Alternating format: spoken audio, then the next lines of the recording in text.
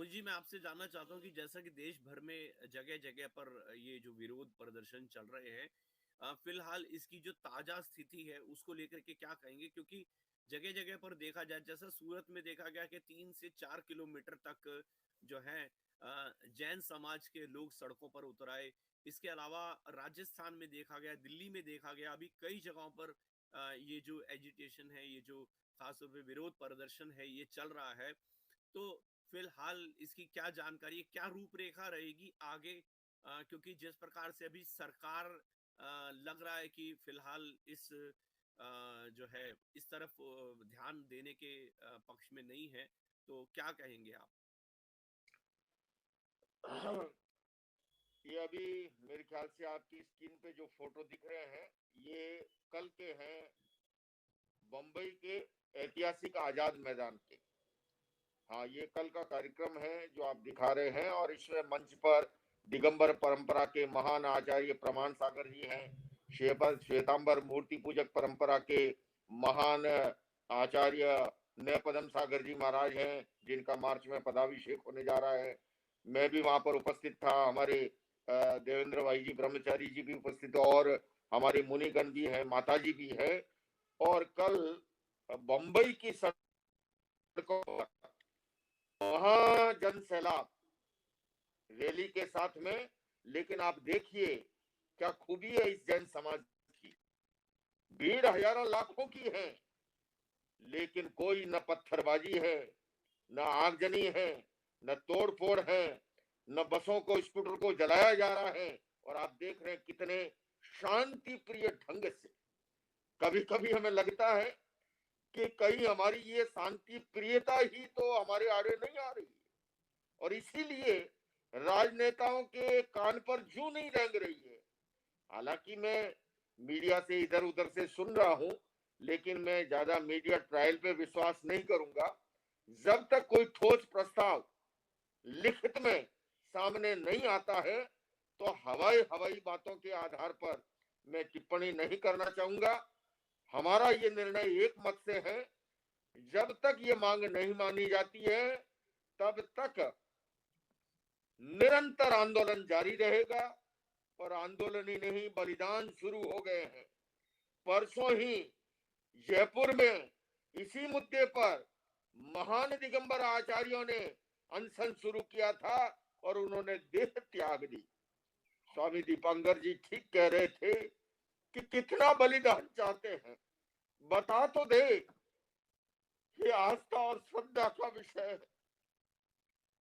मैं अपनी भावनाओं पर अंकुश लगाते हुए यही कहूंगा,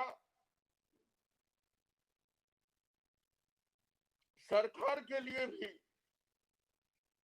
भलाई इसी में है कि वे इन तपस्वी संतों का, जो चींटी को भी नुकसान नहीं पहुंचाते हैं, उनके प्राण हरने का पाप अपने सर पर न ले।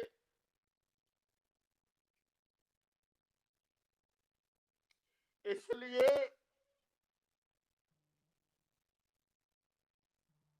सरकार ये समझ ले, आंदोलन कितना ही लंबा क्यों न चले, जब तक तीर्थ स्थानों की पवित्रता सुनिश्चित नहीं होगी और उसकी सुरक्षा सुनिश्चित नहीं होगी, ये आंदोलन जारी रहेगा। और एक ने बलिदान दिया, दूसरे आचार्य ने उसी के साथ अनशन शुरू कर दिया है। जिस दिन दूसरे का बलिदान होगा, तीसरा चौथा पांचवा, कल ही आजाद मैदान में आचार्यों ने ऐसी भावना जाहिर की। हम सब ने कहा कि नहीं, जब जरूरत होगी, अभी पहले हमें सरकार को देख लेना चाहिए। तो मैं तो इतना ही निवेदन करूंगा, दिल्ली में भी अनशन चल रहा था, सरकार के कुछ नुमाइंदों ने आकर के कहा कुछ समय दीजिए, उन्हें 15 दिन का समय दिया गया। वो तो आखिरी दिन है, लेकिन जैसा स्वामी दीपंकर जी ने कहा कि 1 घंटे का भी विलंब क्यों इस विषय पर भला। और सबकी अपनी अपनी परंपराएं होती है, इसमें ऐसी कोई परंपरा नहीं है जो स्वीकार्य न हो। भला हम भी और तीर्थ स्थानों पे जाते हैं, गोल्डन टेम्पल जाते हैं, गुरुद्वारे में जाते हैं, सबसे पहले नल के पानी से अपने हाथों को पैरों को धोते हैं और फिर हम आगे जो है गुरु ग्रंथ साहब की ओर प्रस्थान करते हैं। हमारे स्वामीनारायण की परंपरा में मैं देखता हूँ विदेशी बहुत आते हैं, तो जब उनके कपड़े कम ज्यादा हो तो एक बाहर व्यवस्था रहती है, पूरे परिधान के साथ वो जाते हैं। अरे यही तो हमारी भारतीय संस्कृति है, यही तो हमारी अध्यात्म की संस्कृति है।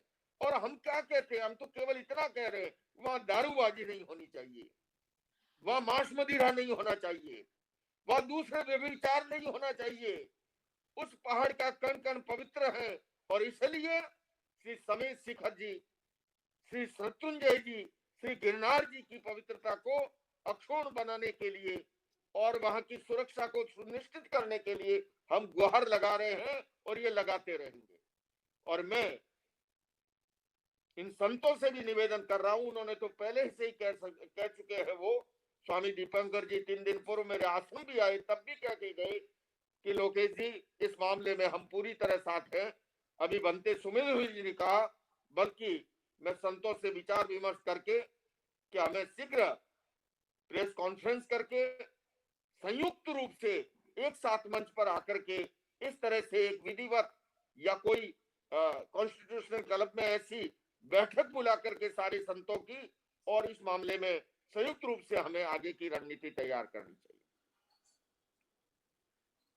जी, बहुत बहुत शुक्रिया। मैं